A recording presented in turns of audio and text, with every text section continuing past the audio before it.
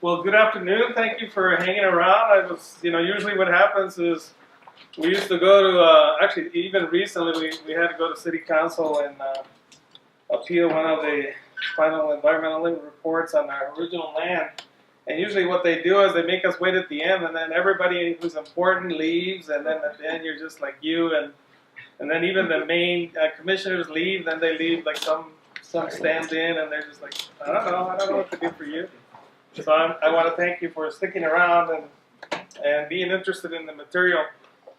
I have a lot of, my stuff's not very linear, and I'm not going to be talking about acequia, so I hope you're not disappointed. I will be talking about, in general, the concept of the commons, and then more as the commons as an organizational form.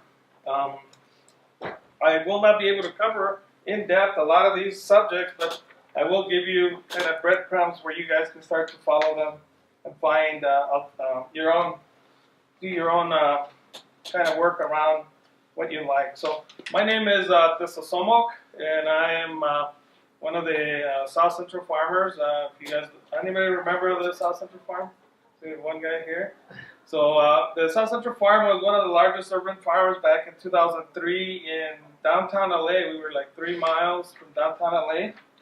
And let's see, this is a little bit of what it looked like. Wow. So it's actually was the size of a New Mexico acequia farm, 14 acres. And so if you see, this is all segmented. There are about 350 different plots. So it was a kind of different commons. And then we'll talk about several different kinds of organizational forms that existed. Like this one was never really set out to be what it is. It just kind of emerged as the way it was used. And so this was 350 plots that function as anarchic micro-entrepreneurs. So that was one of the original formation. And so it was a little tiny economy of scale. We were supplied water from the city, and then we covered all our costs. The land use was public land at the time, and then this is where the struggle that I came out of. My struggle was my dad was one of the original organizers of this community farm, and so when he became ill, I kind of got stuck with it. And so I'm a reluctant community activist. I really didn't set out to do this, but it's just it's dragged me all over the place, and here I am with Sylvia and Dr. Pena and a bunch of folks that we would have never really ever met. I was a happy engineer, and I just loved building the things I did. So this has taken me on a divergent path, and so here I am. But what I did love is, I grew up on a farm with my grandfather, and then we were a product of the Green Revolution. We were pushed out through some of the processes that I will cover here, and I ended up here. So quickly, just to go a little bit about what happened. So in 2003, the land was sold back to a developer under a backroom deal. We managed to get a temporary restraining order, and then we fought basically a 3-year struggle to try to save the farm in the courts. But then also in the social realm, we did basically 3 years of very intense community organizing, all kinds of political things. At the end, he paid $5 million. He turned around and says, well, if you want it, I'll sell it to you guys for 16. And he didn't think we could raise the money, but we ended up raising the money. And then he said, oh, I was really kidding. I don't want to sell it to you guys. You're not the right kind of people for America. Oh. This is the second time that's happened to me with your project and with La Sierra. We raised the money and then you said no. So this is a great example of, and so you see there was I think Dr. Pena did a biological study there. We had over 137 different species of plants and medicinal trees and plants and all kinds of things like that. I think he said that we had greater diversity than the botanical gardens at UCLA. Is that correct? So I have my first primary source here. Unusual situation. And so here is a little bit, when they evicted us in June 13 of 2006, we had planned, and then we were able to get a lot of visibility for 1 day of news, which is an unusual situation. Jamie Kim, who's sitting back here, she also was critical in organizing a lot of the young kids. She was our puppet master, no pun intended. And she really made puppets like Dr. Pena was talking about, and then they were used for when we did a lot of our theatrical works on the streets and things like that. So Jamie Kim actually lives here in Santa Fe, and she is continuing to puppeteer. So is that the right term? Yeah. And again, so the eviction, we were evicted with 385 sheriffs and LAPD. The good thing is they didn't have drones back then, at least. Not really active ones, or we would have been bombed to hell or something. We did some interesting things. If you notice, we had Daryl Hannah. So one of our political strategies was we had people that had marginal legal status or paper status. So one of the maneuvers, one of the strategic maneuvers was similar to what they did in Occupy, and also a lot of the stuff that they're doing in Standing Rock. There were a lot of things that we put out there in the world. But one of the maneuvers that we did was we started, once we lost our temporary restraining order, the farmers actually started camping, and we did a whole bunch of publicity around it. And then we pulled in all the young anarchists and all the people who really wanted to get arrested and who had, had the proper documentation to be arrested, if you can say that. And in the middle of that whole process, we did this kind of phasing in. So at the end, when everybody was arrested, actually none of the farmers that were engaged with us were ever arrested. It was mostly allies and people who really wanted to get arrested. And it was like, you really want to get arrested? Yeah, I want to get arrested. And actually, I think that was Daryl Hannah's first time that she ever got arrested. We stained her record, So actually, she was at the hearing the other day with us. So she's remained committed, and then she's moved on to larger major GMO struggle. Major GMO struggles, and Neil Young on tour in mega cities. And so we kind of influenced. I think we were the OG occupiers. Original gangsters. Yeah, occupation. And so, yeah. So in a sense, I'm actually really proud, and I know John Quigley actually is just over there right now. So John Quigley was one of the guys on the trees with Daryl Hannah. I don't know if there's a picture of him, but I'm sure he's going to go there and share. And for me, I was looking at the situation more like in the sense of like Hannibal from the Roman times, the concept of maneuver warfare. And there's just so much you could do out there, and no BAPL. I hope this isn't being bugged, but if it is, this is a hypothetical concept. It's just a concept.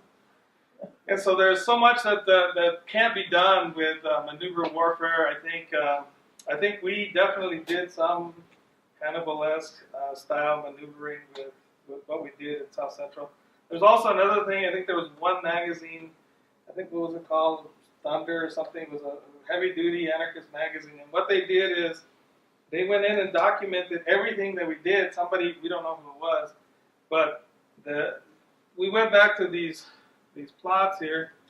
So what happened as we were getting close to the eviction, all of these are fenced with natural features and also lots of fencing. So some of the things that people started doing was and at night they started to create a maze, and so that you started down in the valley, and then they started closing, so you couldn't like you could start. There were like certain markers that we had put down that you could figure out how to get out of the garden without getting stranded somewhere in the middle of the plots and stuff. And so, so if you were being chased or what? Yeah, like they rushed us with the cops and everything.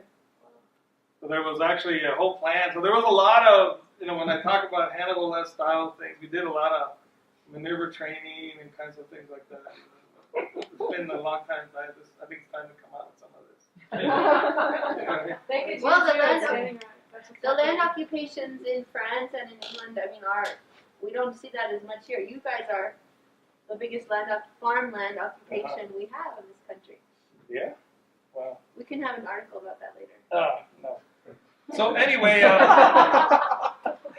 so after the eviction, we started to, as a result of that, there was a farmer in Fresno who invited us to farm up there. So we used to commute to Fresno, and here is the result of some of the products that we did. So one of the things that we have to do is, one of the later slides I have is the issues of economies of scales, and so I address several kinds of economies of scale. So economies of scale in synergy, economies of scale, economic economies of scale.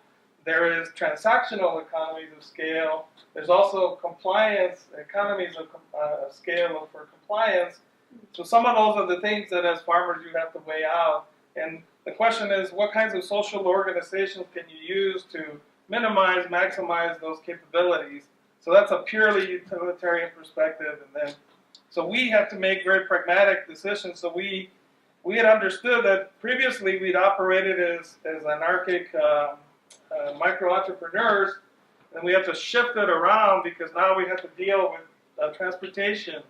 We have to deal with leases, right?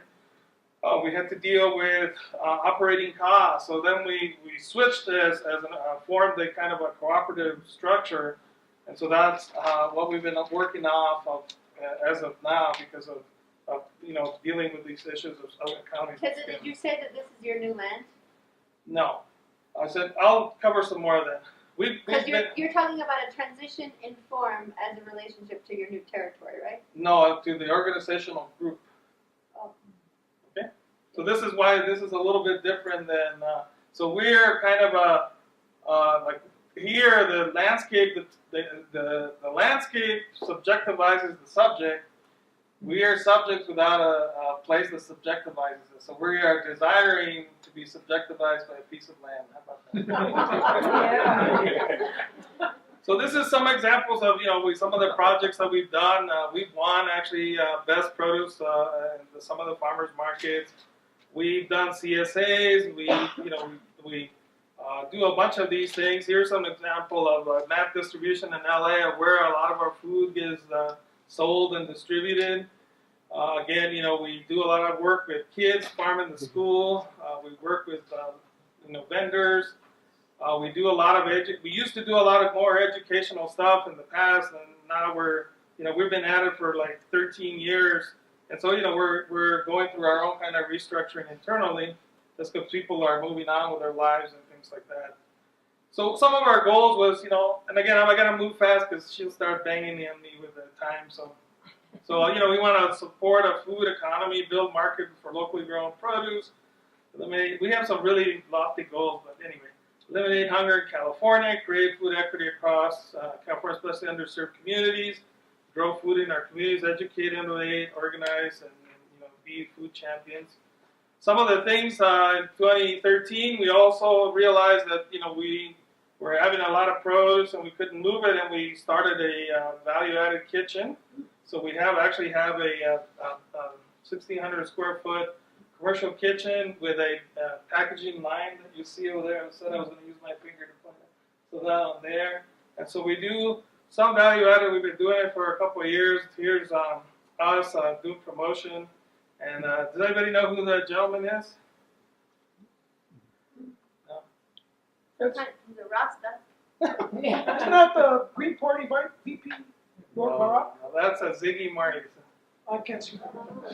But anyway, some of our notable recognitions, I'm actually an Oscar-nominated farmer. I have an unusual situation. Nobody knows who the hell I am. If you go there, there's actually a documentary called The Garden that was one of the 5 finalists for 2009. We got beat up with the French guy on tights and a wire. So we, largest community supported agricultural program in Los Angeles in 2013, which was the last year that the NRDC did their Growing Green Awards. We were recipients of the Social Justice Award for that year. And again, anyway, some shots of some of the work we do.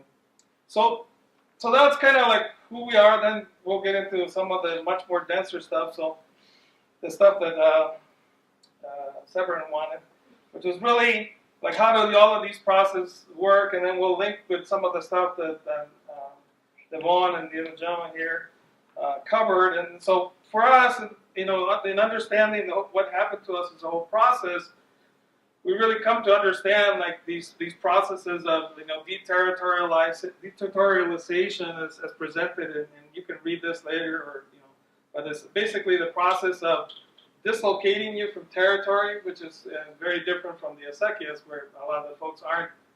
They self-deterritorialize, and we were forcibly or economically deterritorialized. So there's the different forms of expressions of being deterritorialized, and how migration and diaspora people are created as subjects. What are those processes of subjectivization that create those particular forms of subjects and the social actors in the world? All of that. So we came up, and so I like this one quote because it really, I call it deterror.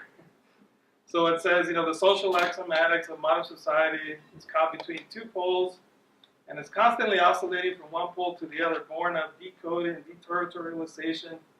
On the ruins of the despotic machine, these societies are caught between the erstat.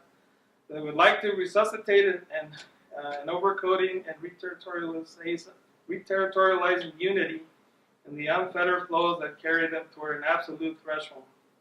They recode with all their might with worldwide dictatorships, local dictators, and all-powerful police, while decoding or allowing the decoding of the fluent qualities of their capital and their populations. They are torn in two directions: archaism and futurism, neo-archaism and ex-futurism, paranoia and schizophrenia. They vacillate between these two poles: the paranoid, despotic sign, the sign signifier, and the despot that they try to revive as a unit of code, and the sign figure of the schizo as a unit of decoded flux. A skid is a point, sign, or a flow break. They try to hold on to the one, but they pour or flow out through the other. They are continually behind or ahead of themselves. And I really like this because it really speaks to like what we just experienced with Trump. What is the empty signifier that we were sold? America, make America great. So in this paranoid stance that we will chase this empty signifier that is never realizable, we will commit millions of atrocities in the name of that situation. And then at the same time, that the second part of that is that simultaneously, in the pursuit of the deterritorialization, all of these people will basically be exploiting the second speak of that situation. So I like it in that sense because it really speaks to what some of us are about to encounter if the situation does move in the way it does. The people who migrated that we work with, indigenous people who from Guatemala, they are deterritorialized, the deterror of the juntas, and so they have to basically. It wasn't a philosophical program for them. It was decisions that have to be very pragmatic, and those are the folks that we are, like as Devon has said, the folks that we encounter and we work with. So again, so after the deterritorialization comes the notions of coding, recoding, and overcoding. That is the application of practices of regimes of signification, and I'll go into a little bit, that are exercised by corporations, schools, religions, hospitals, and other governmental institutions.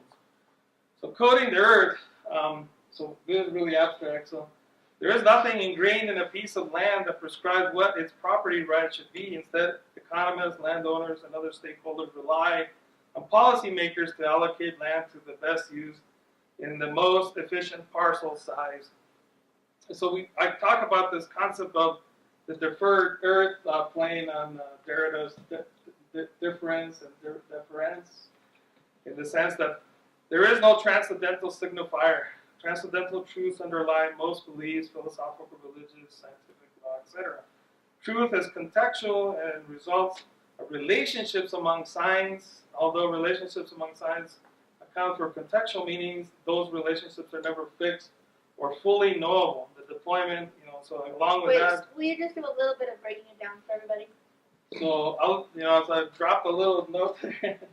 So the idea here is that how is it that we assign property rights? How is it that we assign meaning? We were listening to deBuys talk about the beauty of place, and so one would say, you know, what's the real truth of that situation? The truth is that there's this interplay with him as a signifier subject, and the land as a referent. That is, the relationship is what is of value. That beauty comes from the interaction, not from the transcendental truth that the land itself is beautiful. Which is a function of the gaze. Exactly. So, gaze is not. Does that make sense? Yeah. Yeah. This, like I said, this is kind of covering that. Makes sense. I'm just learning slowly. So let's keep going, and we'll catch you up later. You all won't believe, he has a chapter in our forthcoming book called Fragmentary Food Flows in the Food Deserts of the Real. Right. Oh my God. So Time of the year, huh? So what is a regime of signification, and how does that interact with, you know, we're having this discussion of land and property rights, and we had some, I think there was a discussion of complete erasures of assigned values that were at one time there, and then all of a sudden they were completely wiped out, you know, so those are the kinds of, you know, so what does that say? Was that absolute truth, or was that purely culturally assigned value that was set up at that temporal space, or when that happened? So the regimes of signification, and this is part of what I covered in the chapter with Dr. Pena, and him and I have worked this issue, is this idea that this comes from the regulation school and their notion of regime of accumulation and in regimes of signification. However, only cultural objects are produced. For Lash, who's one of the authors, all regimes of signification comprise two main components: a specific cultural economy, and second, its specific mode of signification, by which he means that its cultural objects depend on a particular relationship between the signifier, and referent. And I like to use our first speaker in that sense, that, you know, he developed a particular relationship, and he produced a cultural product out of it, which is the consumption of his emotion over the referent, which is the land. Is that fair? It's a different language from that I speak. Right. Talking about that. So how does this function? And this is really a little bit of some of my work, and then some of the work that Devon and I have been done over the years. So we call this formula the anthropological machine, and it's based on a lot of the work of Giorgio Agamben, the Italian philosopher. Has written The State of Exception, 3 books really along that line. And here's the formula. It says you take an immaterial quality, you assign a transcendental regime of signification, which I just defined earlier. It produces a quantity, and then that quantity, then once you have a quantity, then it becomes disposable. So what is the assignment of property rights? It is a kind of transcendental signifier assignment, right? Did this happen to you? Did you speak like this because of the 360 people working in anarchic micro-entrepreneurship, or was it the eviction? You get evicted by 385 shares of the YPD, and when you have PTSD for 10 years, And You there's don't also see me. the counterterrorism unit. Yeah. It He's wasn't still just- processing the social Right. production. So why is this important? And I'll give you an example of this situation. So earlier we covered this paranoid polls and this, and it's very clear, like Trump is selecting people who will employ very strong anthropological machines. SB 1070 is a great example. The Arizona Show Me Your Papers law is very interesting because it takes the quality of being brown and runs it through a transcendental regime of signification, and pops on. Criminal. Yeah, Pops. pops a criminal without papers, right? So Yeah. now the quality of being brown is now quantifiable. So now that it's quantifiable, I have applied a categorical stereotype upon you, and there's reasonableness to that assignment, which again is transcendental, right? Because there is no defined truth in that situation. Then I can deport you. So I challenge you, in that sense, to play with my anthropological machine, as you see many laws that are being passed on, and many of the juridical processes really function along this kind of mechanism. So I'm going to move on. You can take a read of Kelly Oliver's Stopping the Anthropological Machine, Agamben and Heidegger and Marley-Ponty. So what is this? And really this is like the core of my, if you want to take something away, this is what I want you to take away. If you're going to take something away, and this was a little bit of what kind of deBuys was also pointing out, which was this idea of property and power and how those two things have come to be. And this is why when we interact with Native Americans, we have this really intense disassociation with what they're actually talking about. And I'll try to share this idea. And this idea begins with this diagram up here that says, at one point, there was this concept of dominion, and then through a process, whatever process, it began to separate into sovereignty and property. And then that eventually, again, this is a kind of anthropological machine that was deployed, I believe in the 11th century, when we reacquired much of the Roman law, which was the beginning of my thing.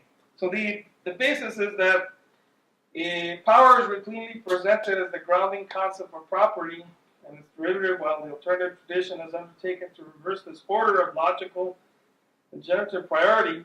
This economic tradition has consistently rejected an alleged groundless or abstract notion of power in order to locate this absent ground and property, albeit in the last instance, whereas the political tradition has stood matters on its head, arguing that property was itself in need of a grounding since it ultimately constituted a form or function of power. You can refer to this excellent work by Dick Pels, Property and Power and the Social Science and Intellectual Robbery. So what does that mean? Well, I'm going to take you to here. It says, so what did this anthropological machine do?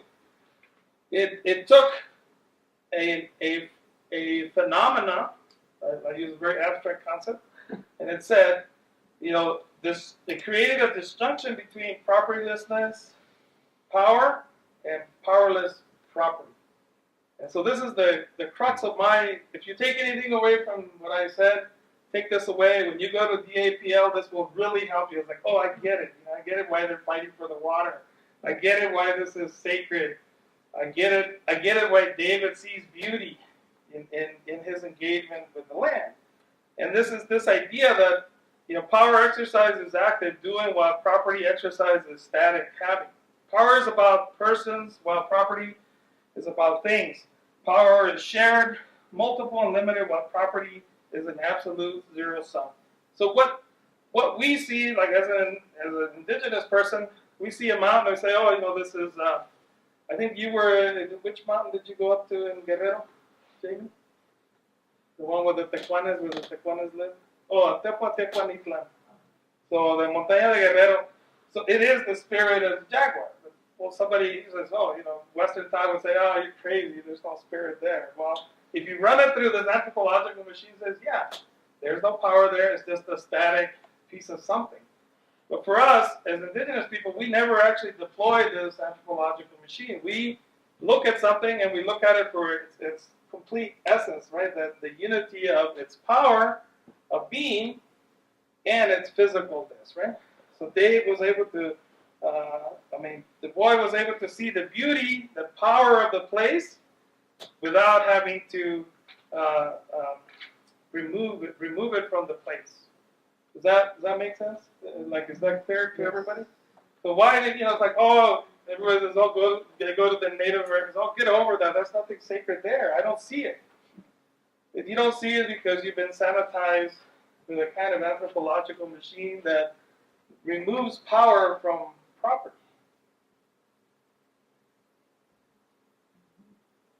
Cool? We're cool? Because the land has this embedded power in it. Well, all things have embedded. And so you're saying the property rights regime of the manifest destiny or of a settler culture says, if I have the property, I have the power total. Whereas you're saying no, the power belongs to the sovereign, you get the property. That was the split. The split is, that's why the state can make a claim over jurisdictional territory. It does so on the basis of the separation of the power from the property. So I'm making, as a landowner, I'm making a deal with the sovereign saying, you got the power, but I get the property. And then I guarantee you security. The securitization of the regime of property rights. So I submit to your power, and then you give me total power to dominate on my land. Well, I give you use rights. You don't actually have complete power over the land. We're not, I would Because define the it as sovereign useful. reserves a monopoly on violence. Yeah. Absolutely. Well, another way to think of this, Feudalism. Sorry? It seems to me that essentially you're describing feudalism.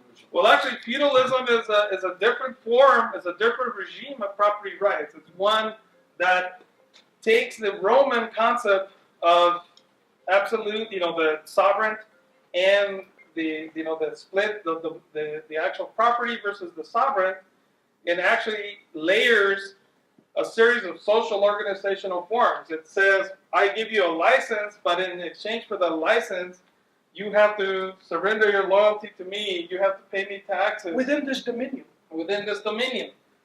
Remember, the wars that were fought in the French Revolution was absolutely about removing that concept. And in the regimes of property management, those were the big giant fights. They were the fights and then so one of the things that I think I don't know if I cover here, which is the idea that you really can't create new property rights or new property regimes. You can only, because they are only reified by the state apparatus.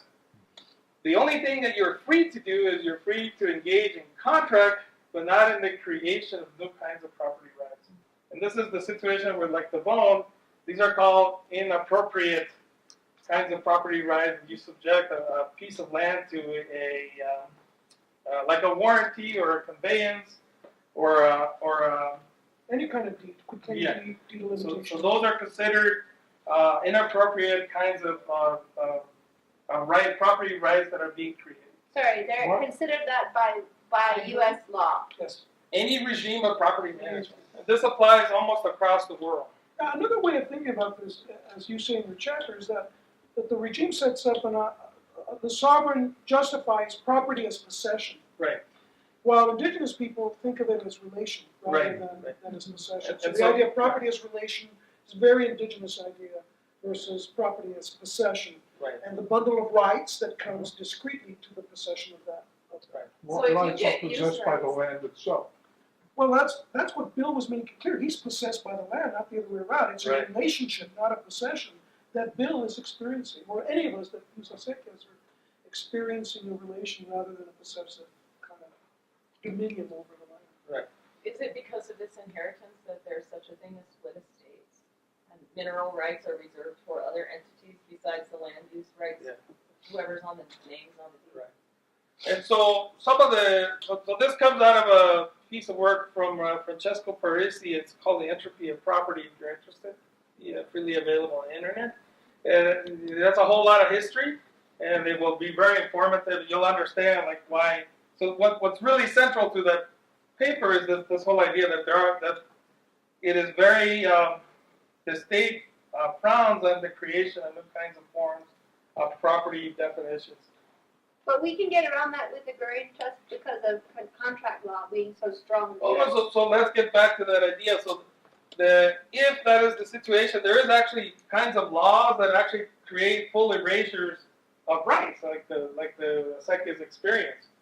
So even though you could set up that situation, there's no guarantee that, because based on Roman law, there is this concept that only is useful at the time when they were created.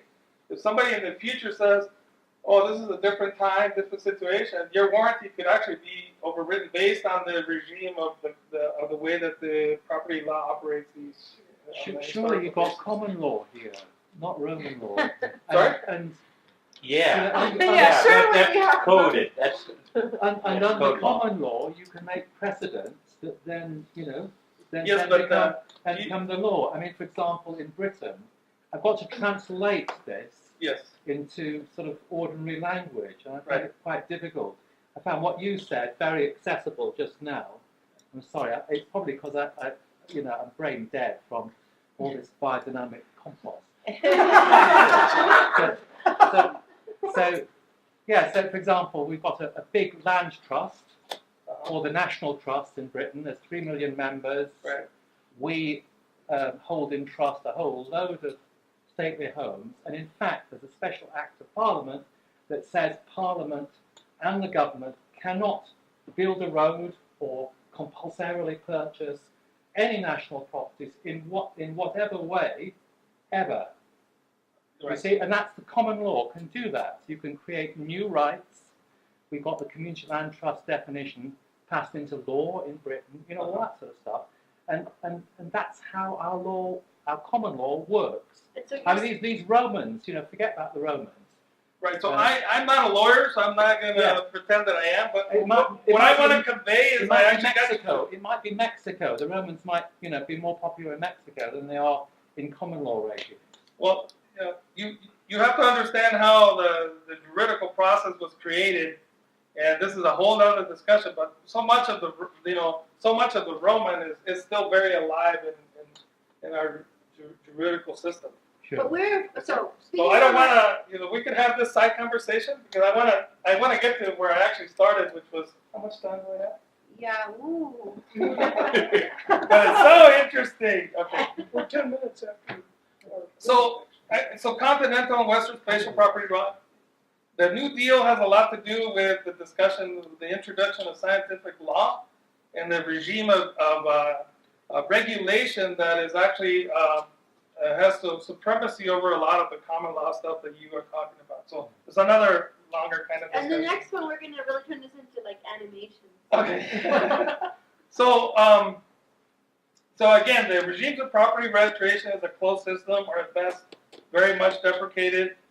Sovereign asserts that the reified coding of property titles, what Dr. Pena is called a republic of property, which you talked about, with a discursive construct, it can negate whole sets of codings, which means a whole sets of rights can be erased. A great example is Johnson versus McIntosh, where the judge basically said, well, we can take all the native land because they're not humans. Doctrine of discovery. Right.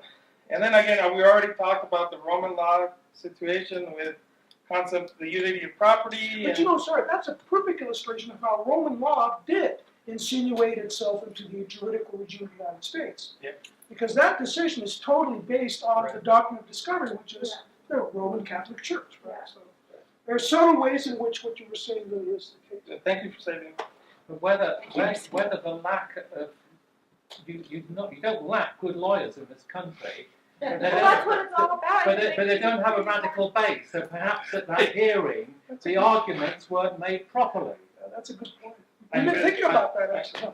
There have to be more and more lawyers because there have to be more and more contracts because there's no way of creating new land. There's yeah. You described the social process of, anyway. Okay. So we're wrapping up though. So I'm going to wrap it up because I really want to get to why I started this whole discussion. But I am actually glad that you guys are thinking, and I didn't actually put you to sleep and all this kind of stuff. So we're organized this way. We have a 501c3, and we use the 501c3 to hold land bases, and then we lease land to some of our worker cooperatives. So this is the example of this. If we had more land and more resources, we could do more cooperatives. We also have a value-added component that's owned by our 501c3. So again, what is it that we're trying to do? We're trying to create a functional regime of property salient for diaspora farmers. We are focused in our organizational structure in maximizing economies of synergy, maximize economies of scale where possible, minimize economies of transaction, and then minimize economies of compliance. And actually, I forgot another one, which is minimize economies of risk, which is another situation that has to do with it. So here's a small shot of all the different places we have had.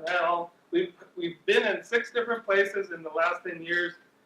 And this year, this is where we're actually trying to establish a permanent land base, and we're currently, fundraising to purchase 100 acres of an organic farm. We're currently leasing this bottom portion on the top there, it's 40 acres. And then the owner, he's in his 70s and he's interested in moving the land. And then our goal is basically to produce maybe 5 cooperatives with 10 farmers. That'll be 10 farmers per acre for cooperative. We already have an existing processing kitchen. We have markets, and we have in this property there's a giant pond right there that used to be used for. They used to have fish in there, and they would use the water to fertilize the trees. There was a peach farm there, and we hope to revive that actual part of doing that. That's the acequia tie-in. Yes. So we have an inverted form of commons, which is what is common is the farmers is the commons, and then the land is the real substrate. So this is a different way of organizing around a piece of land with the principles of basically operating over these situations. So like we understand these are all kinds of transcendental signifiers, but we still have to be pragmatic, and we still have to operate within the regimes of coding and decoding, deterritorializing that exist as they are being put in front of us, because they have what? Monopoly and violence, right? All right. That's my information. Any questions?